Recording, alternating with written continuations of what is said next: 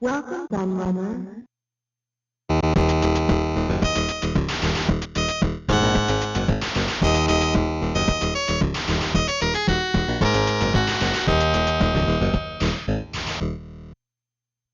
Hey everybody, Q&A the Laird here, and today I've got a bit of a different midweek video for you because what we're going to be taking a look at is an event that I ran a week and a half or so ago. I did intend to get this actually up last week, but a couple of the people who were involved in the event were on holiday. They had filmed one of those had filmed all the video footage that I'm going to be using, you'll see in a moment, because I didn't get a chance to film any myself on the day, number one, because I was just far too busy running the actual event, which I'll go into in a moment, but also because on the day I was actually in a really, really bad way health-wise, and I could barely stand up, so filming was pretty much out of the question in many ways, because I don't think I would have been able to walk around and keep the camera even remotely steady, unfortunately.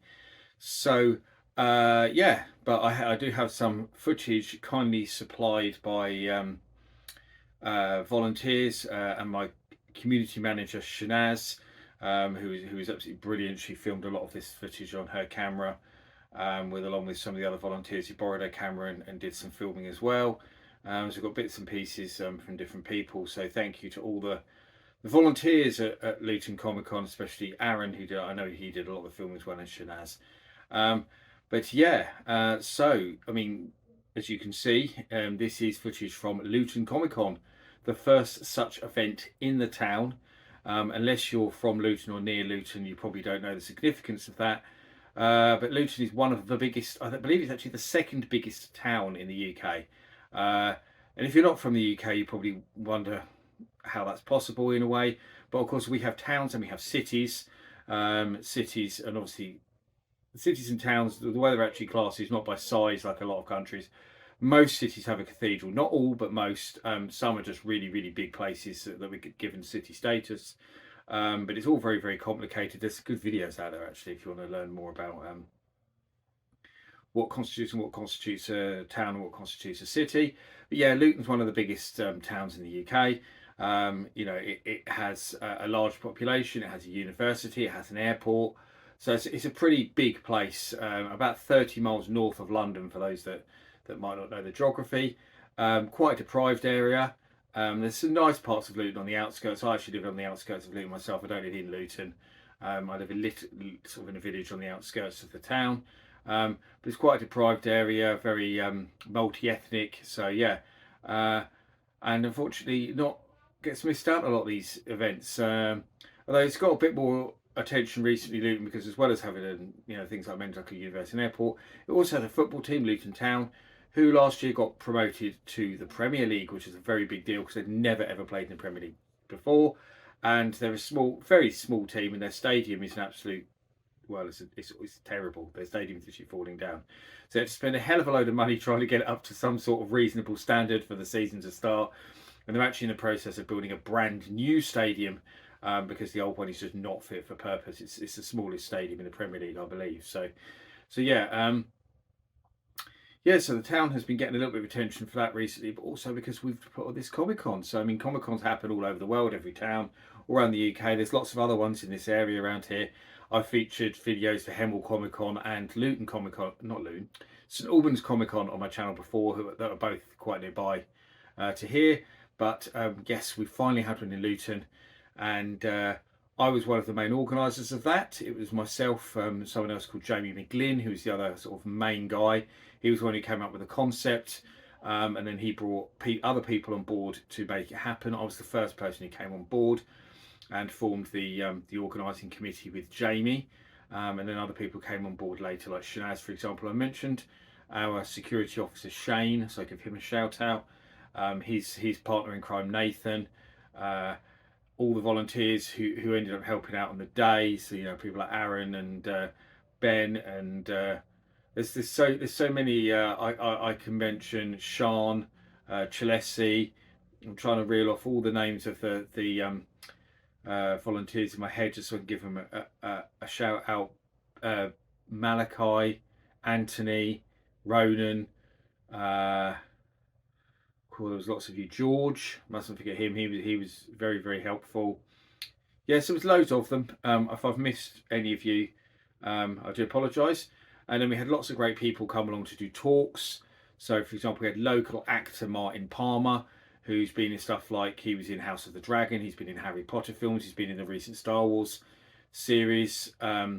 He was in The Crown, The Diplomat on Netflix. Martin Palmer's been in so much cool stuff. So he did a talk about getting into film and TV, which was really good. That talk was full. Um, we had the lovely Alice Griever, professional cosplayer. She did a talk about cosplay and mental health. Again, that talk was completely full, standing room only. What else did we have on the day in terms of talks? YouTube masterclass in the morning we had our last talk of the day was a mental health talk hosted by Luton's Deadpool, men's mental health I should say, which was really cool. In the middle of the day-ish we had a talk about why books are still relevant, which was hosted by myself, a lady who runs a local bookshop, a charity bookshop, which was nice, and another lady who does Sally Ann, who does children's books. So that was really cool. So yeah, we had some really cool guests coming in to do bits and pieces as well. But yeah, I mean the event, we did it in a local community centre. It was all funded by the Love Luton Community Fund. They put up a grant to help us make the event happen. So we used a council owned venue because that made it cheaper for us as well. And we had no idea about how popular it was going to be. We got an idea about initial numbers. We figured we would do probably 250 to 300, maybe at the most tickets. On the day, we had over 500 people attend, which was incredible, absolutely incredible. I mean, we had periods of the day where we literally couldn't let anyone in. We had people queuing up outside, and we had to stop people coming in because there was just no space to get people in. Last minute, we actually managed to extend the space we had on offer, so we managed to get some more room at the back. So we had a much bigger talks room. We had a separate room that we filled full of board games and activities, which was cool as well. So we ended up managing to make a little bit more room, which was nice, and we had a nice big outside area where people could sit and chill. And we had someone doing Chinese food out there on a barbecue, which was absolutely awesome. So the food was great as well, what we had on offer. It was a lovely sunny day. We had a nice cream van outside as well, which was wicked. Yeah, everything about it. Loads of different stalls and traders selling all sorts of different things, like you get at any Comic Con really, or geek related stuff. I set up a retro gaming zone with a load of my machines and a guy called Big Game Al, who I'll drop his YouTube down below actually, because he's got his YouTube channel of his own and he's already done a video on the event if you're interested in that. Big Game Al, he ran the gaming zone all day, so thank you very much to him as well. He was running a Sonic speed run competition to get the fastest time on Green Hill Zone. So he was doing speed running stuff, and we also had a Gallagher 88 high score competition on the PC Engine, which was really cool. Very fierce, very fierce competition on that. In fact, so much so that when we got to the end of the day, I think it was 5 o'clock near enough when we went to do the prize giving. The event was 11 in the morning till 6. There was a kid who was in second. He'd been first for quite a while, and then another kid beat him, and then he was still in second. He was determined to get the high score, even though he was actually way off. He was so far away from the guy who got first place. I'm not sure why he kept trying, but he did, and he would not come off the PC Engine. He actually got really annoyed and upset about it. His mum came over. She started getting annoyed and upset, and we're like, "Well, there's nothing we can do. We close soon. We've got to get the prize giving done." So yes. And when we came to give the prizes, he got so upset that he hadn't won. He just stormed off in a huff, which was quite funny, really. Yeah, because he was so sure he was going to win, and he didn't like the fact he didn't, and he really wanted the first prize because for the guy who won, I gave him a vintage Pac-Man board game, an original one from the 80s. I gave him a retro gaming Famiclone console with loads of games on it, like 200 games on it or whatever, and one of my books. Everyone won one of my books, and he was really happy with his first prize, and And the guy actually in third, who was really good because we had some Harry Potter stuff, just a few little bits like a Harry Potter egg cup and stuff. And he was a massive Harry Potter fan, so he was actually really pleased with the third prize and got quite excited about it. Another young guy. But the guy in second was just so bitter. he couldn't win and we wouldn't let him carry on playing to try and get the high score. But well, it was these things go. I think he was the only unhappy person on the day, to be honest, because everyone had such a good time and the feedback for the event has been amazing. Everyone wants to know when the next one's going to be, where we're going to do it, because we're going to need a much bigger venue next year. Because we could have sold that place out again, I think. I mean, we stopped ticket sales about, I think it was 3 or 4 days before the event. Might be more than that actually now, I'm trying to remember. Because we were just so worried about being over capacity. Yeah, and I think there's lots of people who got put off because basically they were worried they wouldn't get in on the day. I mean, we told people they could come and try, but a lot of people actually said that they didn't bother because they didn't think they would get in. So yeah, it's a lot there for the future that we can do. We've got loads more people who want to come on board and help as well. I'd love to help with the next event, because that's the thing. Once you get one successful event out of the way, everyone wants to be part of the next one, and that's very much been the case with Luton Comic Con. So many people want to get involved, especially after seeing how successful this one was. And we had so many cool people there as well. The Mayor of Luton came, the Deputy Mayor, the Head of the Council, both our Members of Parliament came along as well. So we had sort of local semi-famous people, I suppose. We had some comic book artists and stuff like that come along as well. The cosplayers were amazing. As you'll see in the footage, there was some incredible cosplay. And I must shout out Luton Steadpool, who was a big part of the event, helped judge the cosplay competition, did a lot of promotional work for us and stuff as well. So we're going to be doing some more stuff with him going forward as well. And the footage you're going to see, actually, it was quite hard to film footage because it was so busy. And in fact, when I was watching it back, a lot of the footage that we did have, we couldn't really use because it was so busy that when they were going around with the camera trying to film the footage, all they had was people blocking them all the time, people in front of them. You couldn't really see what was going on. So there was absolutely tons of footage that I just could not use because it was just too busy. And in fact, the first part of the footage that I'm going to show you, you'll see after I finish talking in a moment. The first part of that footage was done during setup in the morning, and when we just opened, because we had half an hour in the morning, from 10:30 to 11, we had early bird entry, where only people who paid a bit extra could come in the morning. I think it was limited to 50 tickets or something.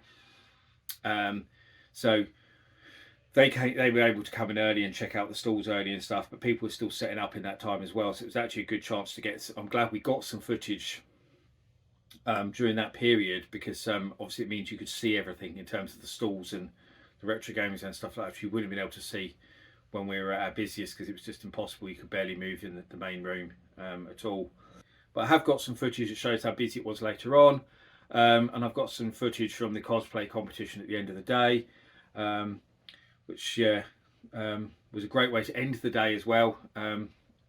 We did one last talk at the end of the day as well and stuff like that, and it was brilliant. I mean, I God knows, I can't remember what time I got home now. It was quite late, because when I actually come out the last talk, most people at the traders and stuff had already gone, because the last talk overran, actually past our closing time.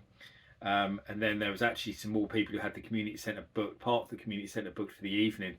So the rooms that we were using at the back were being used by somebody else in the evening. So we had to quickly clear out all these rooms of chairs and tables and stuff.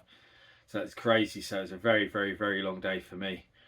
And boy, did I hurt the next day. But anyway, I think I've waffled on long enough. I think I've talked for probably nearly 15 minutes now about the event. I'm just so proud of everything and everyone who helped. It was such a good event. It was so busy. The feedback has been phenomenal. Everyone loved it. All the press we got, local press and stuff, have covered it. Loved the event. Everybody came along just seemed to have such a good time, and can't wait to do the next one. But I'll let you enjoy some footage of the event, so you can see what I and all of the rest of the Luton Comic Con team, because I will never leave them out, because it really was a team effort. Although I was the event manager on the day, and I was the one producing a lot of the social media content on Facebook and YouTube, was my domain leading up to it. So I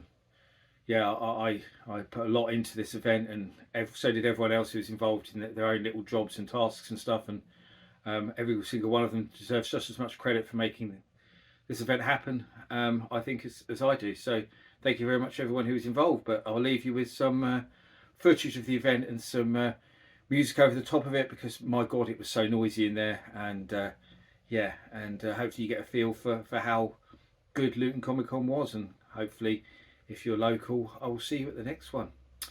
Thank you very much. I'll leave you to enjoy.